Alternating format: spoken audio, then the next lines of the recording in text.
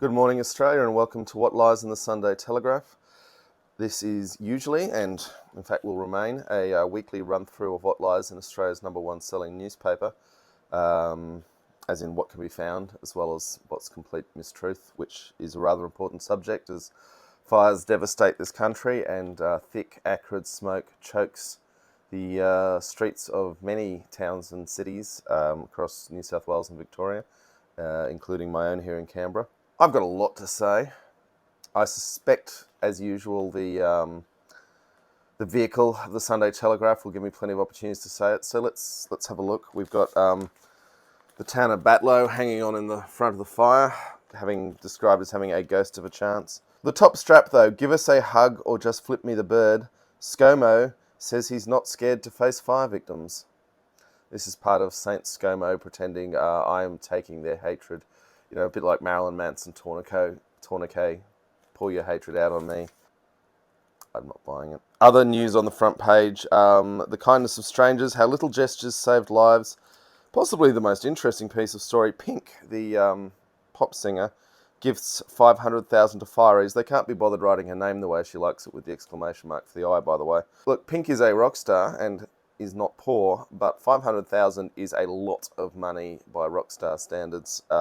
Even Pink, I mean, she's bigger in Australia, much bigger in Australia than she is in the US, which is why she's taking an interest, obviously.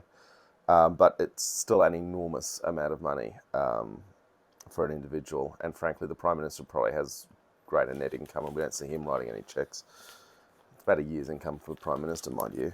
Let's see what else there is in here. So, Mixed Picks, this sits on page 2. And I do want to welcome, by the way, the new viewers from the Mad Effing Witches page. We've got a few of you signed up yesterday, and welcome.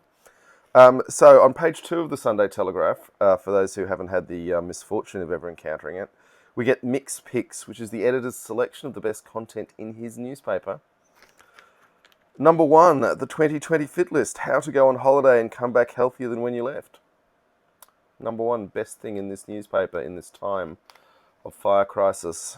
I mean, lots of people are taking holidays at the moment to escape the destruction of their homes and the appalling air quality of the fire-adjacent areas, but I don't think this is quite what they had in mind.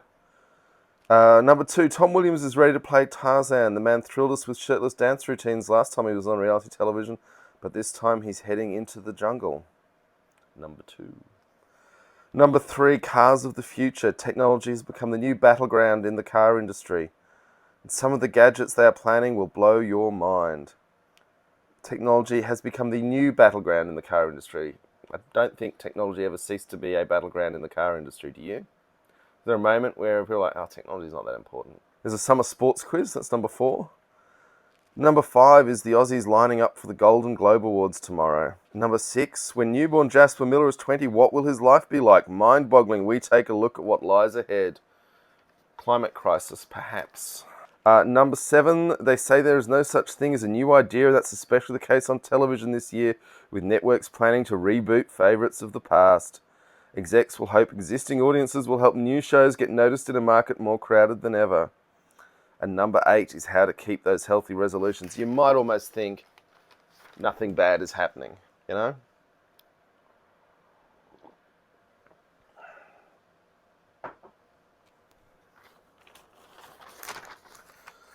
Apparently the pink cricket test has brought out our best. The Sunday Telegraph does love women in white dresses, and there we go. There's a couple. They're off to see the cricket. These are the wives and girlfriends, Becky Boston and Jess Davies. They don't say whose wives or girlfriends they are. They are merely in the collective of WAG. Okay, page 3. Annika Smethurst informs us. Councils DAC the ban on boardies. Councils are expected to define new government rules demanding people dress formally when becoming Australian citizens, and let them rock up in board shorts and singlets if they wish. Okay, this is page 3 of Australia's number 1 selling newspaper, domiciled in New South Wales, on a day after an astonishing amount of the state was burned out and huge numbers of refugees, that's what they are, seeking refuge, are choking the roads and the hotels of the state. And the government is standing up military bases to act as evacuation centres. And we're talking about councils and board shorts. Okay, page 4, we get to the Heat of Battle special. Not a wraparound, mind you. Yeah, a number of stupid wraparounds we've covered in the 6 months or so we've been doing this show. Fires weren't worth that. What do we got? Houses burn in Ghost Town. So it's more on Batlow. They've got a correspondent in Batlow. Good on them. And Batlow was one of the more terrifying outcomes yesterday when the fire service said, we just can't defend it. Goodbye. Right, Defiant PM. I'll never sit by again. More from Annika Smethurst. Thousands of Army reservists have been compulsorily called up to battle the bushfire emergency as Scott Morrison made a dramatic intervention which will rewrite Australia's response to future national disasters. In an exclusive interview, so Annika's trading access for favourable coverage, the Prime Minister said the federal government had spent months respecting the state-led response, but had become palpably clear that the Commonwealth had to intervene. This is despite weeks of saying nothing to see here, there isn't actually a problem.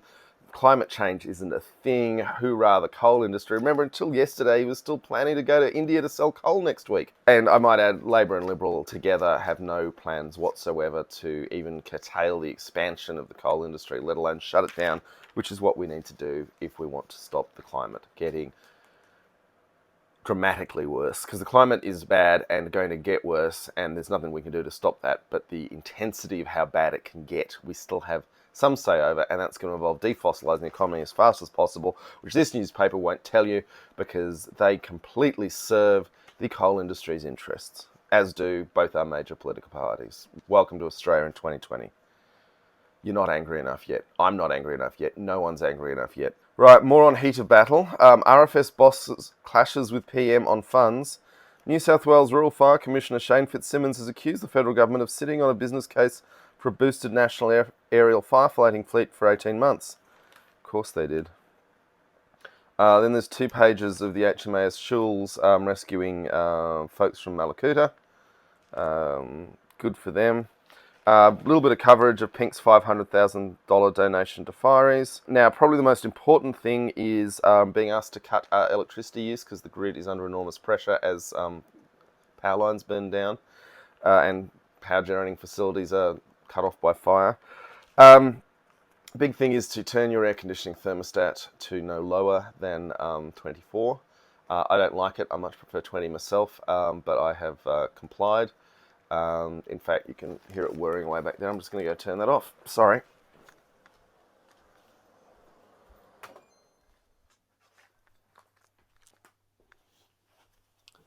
Turning it off for sound quality, not electricity use. It is turned to the prescribed 24. Frankly, it doesn't make that much difference during the hottest part of the day because it's just blasting full bore, but done my bit. Loot warning. Looters will be targeted by police. I mean, anyone who's reading this is probably not a looter. Might be a few. Might be a few inspired by it. Oh, I can get into some looting. But in general, the folks who are doing this are not engaged in the mainstream media conversation, are they? I love it when the ABC starts begging people not to go knocking over their neighbours' possessions. Right, then we've got heartwarming stories. Some kind of wonderful. They say in times of crisis, look for the helpers. Stranded families on the New South Wales South Coast didn't have to look far. Jane Hanson and David Meadows report. Water, food, petrol, and so much more. Empathy, a laugh, a feeling that everything is going to be okay. In every bushfire-struck community, there are stories of the extraordinary kindness of ordinary humans.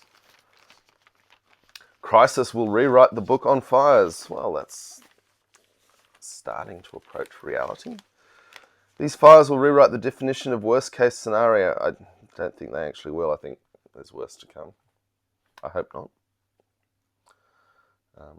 But given that there's no rain forecast, it's going to get worse. And it's only the start of January. Computer modelling will need to be reworked, history rewritten, firefighting tactics overhauled. I was talking to my partner just an hour or so ago and saying, look, there are fires to the west of where we are. They're a long way away right now, but unless it rains, there's no force on earth that's going to stop them. We do live relatively in the inner city, so the chances of our house burning down are low, but a major impact on this city is probable. And she said, well, can't they stop the fires? It's like, what fire break are they going to stop them at? The Shoalhaven River couldn't stop these fires, and there's nothing as wide and wet as the Shoalhaven River between us and the front. So clean out your gutters, folks. Right, town's tears for lovable larrikin. A tiny town on the south coast is mourning the loss of a lovable larrikin, one of 7 people killed in the horror fires on New Year's Eve. Oh dear. Bushman John Butler's car was found in a car outside an old schoolhouse where he lived at Yatta Yatta, a town of the fewer than 200 residents on Princess Highway north of Ulladulla. He was believed to be in his 70s. Another headline, Escape from New Dark Age. Annette Sharp writes, when the fires struck the south coast, Annette Sharp was caught in the middle of the chaos. The sky darkened, the power went out, and confusion and panic took hold. Another top tip for listeners is that when the sky goes black, you won't have water pressure either. So make sure your bathtubs and other vessels you've got are full. And then you can wet your towels for smacking out the embers. Face protection, goggles recommended, long sleeve, cotton everywhere. Best we can do. Ah dear, now, so... Page 13, we've finished with fires. Cheating relatives exposed. More than 100,000 Australians have dobbed in family, friends and foes to Centrelink for ripping off the welfare system in the past 3 years. Many a score and grievance have been settled, I have no doubt. A shark visit makes waves for star duo. An unlikely surfing bromance between NRL legend Billy Slater and Argentinian polo star Nacho Figueres was rudely interrupted by a shark on the Gold Coast yesterday. Heart bleeds. Now we get to the terrifying world news, as if Australian news isn't terrifying enough. Donald Trump has murdered the second most important person in Iran when he was on an official visit to Iraq, which is, in theory, a US ally. What will blow up next is quite a good headline. Fears of World War III are unlikely, say experts. It depends on your definition of World War III, really. I mean, if we're talking thermonuclear exchange, low chance. If we're talking the Middle East really blowing up, and with all that means, with petrol supplies for a country desperately needing to fight fires, not good. So this is the Americans a couple of days ago assassinated via drone strike in Iraq, where he was an official visitor. The Iranian general Qasem Soleimani, who looks a lot like Sean Connery. Some people are mixing it up in some of the memes going around. I think some of them are doing it deliberately for fun and some of them just got it wrong. I'm not going to say I'm the world's biggest backer of the Iranian regime. It leaves a lot to be desired on many fronts. On the other hand, so do the American-backed regimes in the Middle East. And in fact, if I had to choose which one I'd want to live under, I think I'd rather live in Iran than Saudi Arabia myself. They seem to have a more interesting cultural scene, for whatever that represents. Also, it should be noted the person who did more than anything to actually defeat Islamic State by building small coalitions of militias to fight them in northern Iraq and in Syria. Anyway, he just got straight up murdered by the Americans. He probably was planning to kill Americans. They are pretty much the enemy of his people in the Persian Gulf. Apparently the future is bright for the class of 2020. They're not really reading the room here, are they? There's a brief report on deal over Aussie death. A young basketballer accused of the Hollywood hit-and-run death of an Australian man has been offered a plea deal well below the 4-year prison sentence he originally faced. Chris Smith, 20, is mulling whether to accept the offer that would allow him to serve around 30 days in custody via weekend detention. The prosecution offer would also require Smith to complete community service and pay Mr. Mallard's family restitution. Mr. Mallard, a 56-year-old from Perth, was run over and left to die after walking across Sunset Boulevard in Hollywood around 1:30 a.m. on April 18. Authorities allege Smith was driving the vehicle and did not surrender to police for 5 days. Smith claimed in a TV interview he did not see Mr. Mallard. It seems like an unfortunate story. Then we have volcano news. Volcano dad wishes he could take back his last words. Tony Richards is haunted by the last conversation he had with his daughter, who was killed along with her mother when New Zealand's White Island erupted on December 9. Jess Richards and her mother Julie Richards were among 17 killed in the disaster. The adventure-loving duo from Brisbane had been holidaying on the Ovation of the Seas when they took a J-tip to Waikari, as the island is also known. Tony Richards, who separated from Julie in 2001, lives in New South Wales, said the death still didn't seem real. I hadn't seen Jess in 3 years. She was really unhappy with me. Their last conversation ended in an argument, and I've got to live with that. Wow. Getting his 5 minutes of fame out of his daughter's death anyway. A Sydney couple have even more reason to celebrate Christmas after a court approved their mega mansion in one of Sydney's most exclusive streets, overlooking one of the city's swankiest beaches. I'm glad it's a Sydney couple who are celebrating when we're talking about millionaires smashing through locals' objections to their obscene development. Handful use party drug bins. A good handful of festival goers use amnesty bins to dump drugs on their debut on the Sydney dance party scene. Amnesty bins, aimed at encouraging people to discard drugs without fear of prosecution, were rolled out for the first time at festivals last week. I mean, they refuse to do pill testing, which is proven harm minimisation, and they're not going to stop the dogs terrifying people and taking all the drugs they're carrying at once because, you know, New South Wales police like terrifying people with dogs and strip searching teenage girls. But hey, here's some bins. You can chuck your drugs in there. Safety, harm minimisation. Kids paid to go to school. Some parents say they're forced to bribe their children to attend school. It sounds like an individual family trying to manage an issue, which again, I don't know why it's in a newspaper. Women whose breast cancer is spread will no longer have to pay a fortune for a drug which prolongs their life after its listing on the PBS. Verzenio. Apparently it costs $55,000 a year for treatment, but the PBS will reduce it to $41 per script. Or for concessional patients, $6.60 per script. The drug could double the life expectancies for those with metastatic cancer. Apparently it's a supercharger to the hormone blocking treatments. Police officer was struck by a rock. 2 police vehicles were damaged when thousands of people gathered outside a hotel in the southern Tablelands. So this is part of the Summer, well, not part of the Summer Arts Festival. It appears to be adjacent to the Summer Arts Festival. The Eagle Hawk Resort on the Federal Highway had a major riot. Police cars damaged, police injured. Nothing wrong with hoon culture though. Oh look, we've got a happy new portrait of the royal family. Charles, William, Her Majesty, and young George, who is really racing up. Look at the size of the little tacker. Chaos as 2 men drown on camp trip. A teenager has revealed the heartbreaking chaos as 2 young men drowned in the Sydney National Park, and a third was left in a critical condition on Friday night. Oh, okay, well, it's been a delicious decade. Sydney's dining scene has changed for the better, with many welcome developments, sensational restaurants, and for worse, with wage scandals and the rise of the Insta diner. We look back on the trends that shaped our dining decade. Our dining decade, isn't that the most important thing going on in your world today? Page 23.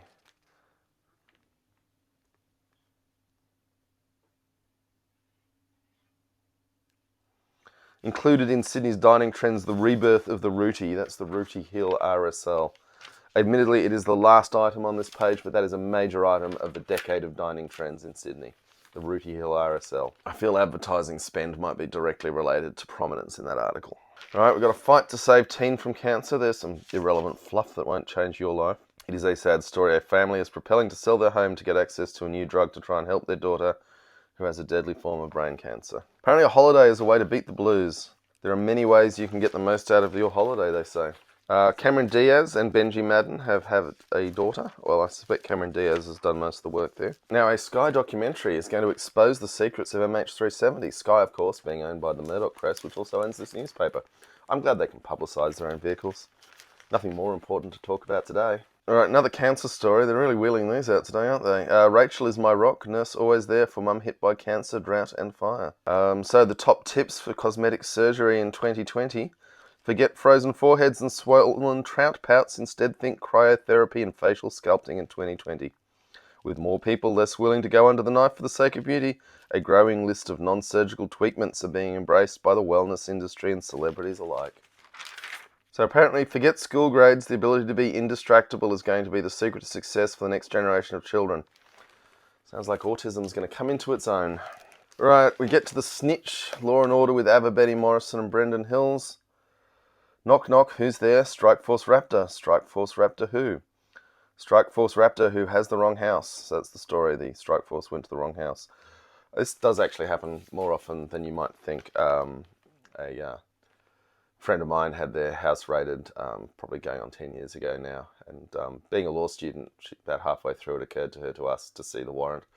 And she was then able to point out to them that the address they were in was not the address on the warrant, and they had to pop over next door and ruin someone else's day. So someone has leaked that the convicted terrorist Mustafa Cheko has been assaulting prison guards in Goulburn Supermax. I assume Mr. Cheko did not do that, so it's the guards leaking to the media about their inmates Progress. Okay, packed to the rafters with reboots. Everything old is made new again in the desperate search for a hit television show, reports Amy Harris. So basically the dying TV format in its death grip with the Sunday Telegraph is just rebooting stuff that old people used to like in the hope that they'll still like it. Right, sport, Marnus Labuschagne scored 215. In any other summer, that would be your front page of your newspaper, but I mean, Batlow's a good story, isn't it? Because will it hold on? Will it not? The town, the officials left to die.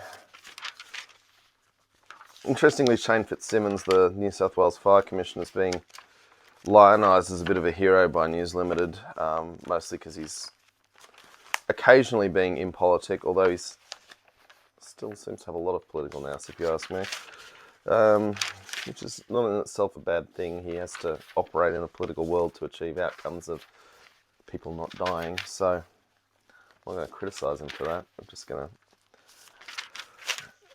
note that sometimes he's not entirely the straight talker that he's being made out to be, and I understand why. Ian Chappell notes that New Zealand's plans for Steve Smith are working, but that doesn't matter because they're not working for the rest of them, are they? The future of cars.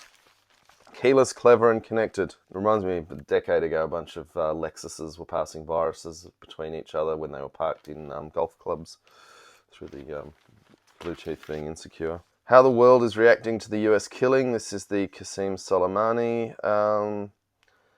thing. Trump declares that a reign of terror is over. A reign of terror maybe. A new reign of terror is going to be interesting. Apparently Soleimani was plotting a big action against the US. This is funny. This is Orwellian. A person who most folks didn't know existed 2 days ago is now being recast into the great villain. It's interesting they didn't feel the need or desire to give him public prominence before they killed him. And now we hate him. He was against our way of life. Well, he probably was. And foreign policy is now an election issue, and Democrats attacking President Trump are going to be fighting a wave of patriotism, which is Trump's intention. I'm glad I'm not having to run for office. Jews once more in the firing line, says Sarah Blake, the US correspondent in New York. So a synagogue's been shot up, which is terrible. Here's some classic world news. A Kentucky man who claimed to have skinned 4 of his neighbour's dogs to make a doggy coat has been charged with animal torture. Alright, Senate deadlock over trial of Trump. Which is odd, I thought he said he wanted to bring it on. Has he changed his mind, has he? How unusual. Right, how to keep your fitness resolutions. Body and soul, fasting myths busted. Opinion. Piers Ackerman gives us green smoke and mirrors. The usual suspects have been given the ABC's megaphone to belt Prime Minister Scott Morrison for not doing enough about the raging bushfires and make the spurious claim that they are due to climate change. Oh, come on, Piers. Yes, they are due to climate change. Oh, it's the drought. You know what the drought's due to? It's not like every expert didn't spend the last 40 years warning that if we kept burning carbon fuels, we'd end up with a hotter, drier climate. And now it's here, and now we're dealing with it. Annika Smethurst has a headline, When the Bravado is Gone. If Scott Morrison was a footballer, you'd describe him as a confidence player. Free of pressure, he can perform and often defy expectations. Take the federal election when he had nothing to lose and unexpectedly pulled off a win against Labor. But for the first time since taking over the leadership, Morrison's confidence appears shot. Since returning from Hawaii, he's been on the back foot and under pressure. I would also say his office is obviously grossly underperforming. They're not doing prep work that he should have done for him. They are letting him down. I mean, he's letting himself down enormously, but it really does look like his office is letting him down. And some appalling errors of judgment, like that advertisement yesterday for his Defence Aid to Civil Power announcement. Okay, now we get to Peter Credlin. Absent minister must go, which is odd because Peter was telling us how it was okay for Scott to be taking a holiday, but let's see what she has to say. Scott Morrison is on a hiding to nothing when it comes to bushfires, Because he's not theological about climate change, he can never please the Green left. He is theological about climate change. He loves coal. He literally waved a lump of coal in the Parliament, said, don't be afraid of this, it won't hurt you. You say he's not theological about climate change? He is theological. He's just on the side of the devils. And because state governments are in charge of land management, he can't order the changes needed to satisfy the pragmatic right. The pragmatic right. People like Peter, who literally takes paid holidays from the coal industry and is now lecturing us about how things aren't about climate change. And has a whole page in the newspaper. While these fires are not unprecedented, here we go back to these aren't unusual. Tell that to the military conducting the biggest peacetime evacuations in Australia's history. Tell that to the cities full of choking smoke. Not unprecedented. The death tolls are relatively low because we've gotten a lot better at managing evacuations. And we have communications that no one ever dreamt of back in the past fire disasters. And we have aerial firefighting that no one had. So yeah, firefighting's got enormously better, and still, here we are. These days, every extreme weather event is taken as proof that climate is changing.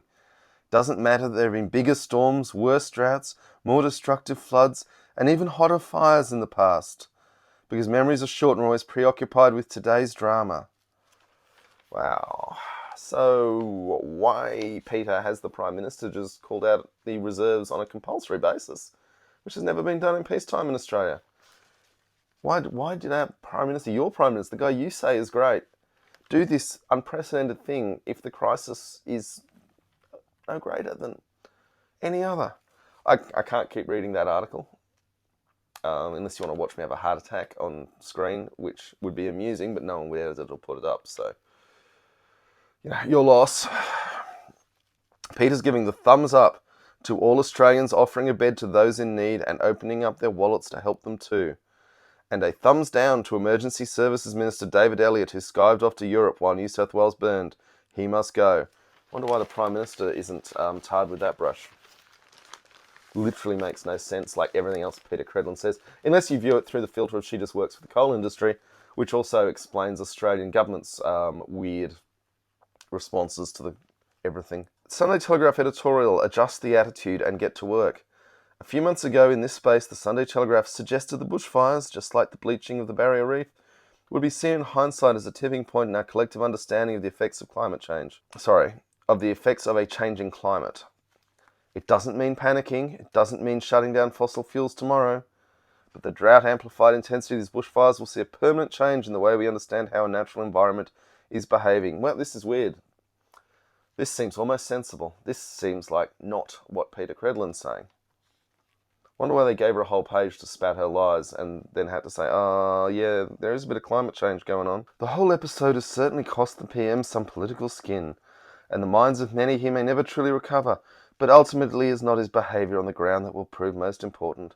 It's what he does next that counts. Voters know that in the midst of a crisis, Mr Morrison's job is not to man a firehouse or hand out sandwiches at a relief centre. His job is to ensure the processes of bureaucracy and administration are working properly, to ensure the resources of the federal government and its agencies are available to help fight the fires and, you know, feed the refugees. Make sure the roads stay unconstricted. They could have done with a few military police on the roundabouts in the south coast in the last week, helping the traffic keep flowing. A few recovery vehicles to help clear the breakdowns off the roads. Lots of things could have been done that weren't. Perhaps most urgently, the PM and his ministers need to listen to those on the front lines. And a good place to start is dropping the defensive persona adopted this week when under attack. Yesterday he talked about free hugs and handshakes, but he will find real leadership is what people want most. Probably. Alright, whole page on boomer nostalgia photos, just any old black and white photo with some names in it. Food that will fix you. Food will fix it. Smoke lungs.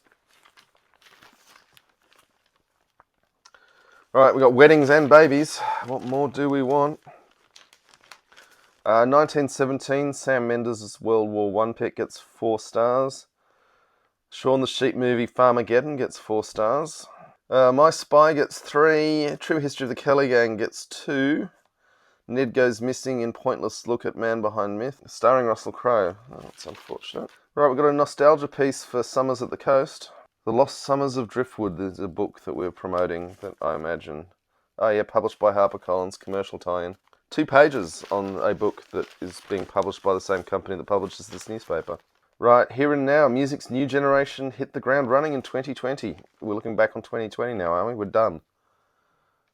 It's the 5th of January, and that's it for music trends. Baker Boy, Benet, Cry Club, Fergus James, Maisie Peters, Youngblood. That's interesting. Inhaler, Biba Doobie, Electric Fields, Megan Thee Stallion. There you go, music news to look up. Chloe Coleman is on the rise, apparently, mentored by Nicole Kidman. 7 sins to kick in 2020, not exercising, eating badly, social media addiction, smoking, putting your phone before your kids, drinking too much, and arguing with your partner. Those are probably all bad things. Although social media addiction in a time of raging bushfires is quite important. Almost done with the paper. Michelle Monaghan has been blessed with another intriguing drama, writes David Meadows. Rain, another headline that come up trumps Angela Mollard.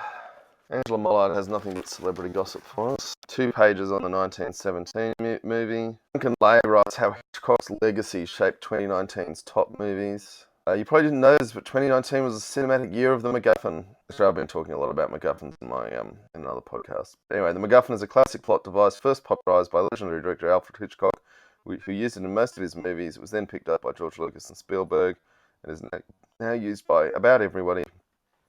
Simply, it is something that drives the story forward. Classically, it is an object that 2 or more parties are after, but it can be a person or even an idea. The audience doesn't have to know what it is, and some MacGuffins are never revealed. They just have to know that people want it. Yeah.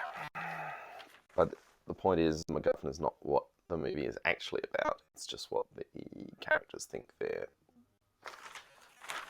actions are motivated by. Stars go mild for a humble staycation because their holiday houses have burned down. And apparently the true test for today is still to come. And then on the back page we have, remember we couldn't do a wraparound for the fires, they're not that important. Drama Queen, stars go head to head for Golden Globes glory, which does at least let us put Pretty Woman. Huzzah. Okay folks, thank you very much for watching all the way through. That is the diabolical state of what a lot of Australians consume as news. Do please like, share, subscribe, tell your friends if you think they'd like it, and we'll see you next week. Thank you very much, and I hope we all get through it. Bye.